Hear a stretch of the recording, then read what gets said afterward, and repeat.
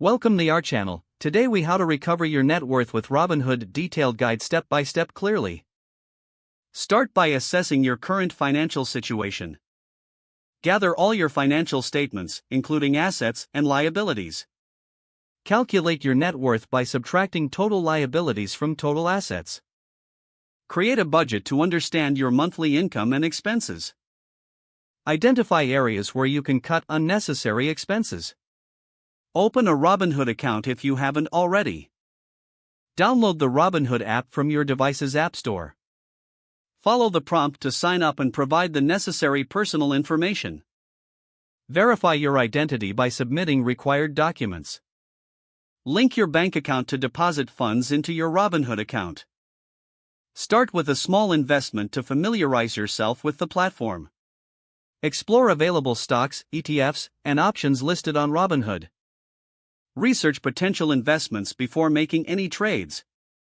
Utilize Robinhood's resources such as news, charts, and analysis tools. Consider setting up recurring investments for dollar cost averaging. Monitor your investments regularly to assess performance. Stay informed about market trends and economic news that could impact your holdings. Make adjustments to your portfolio as needed based on your investment goals. Re-evaluate your budget and savings plan periodically to optimize recovery. Take advantage of any learning resources and community forums within Robinhood. Set clear financial goals to keep yourself motivated during the recovery process. If the page does not load, refresh the browser or try again in a private or incognito window. Make sure you are using the correct email address, then retype it carefully to avoid small typos. If your password is not accepted, use the reset option and create a new strong password you can remember.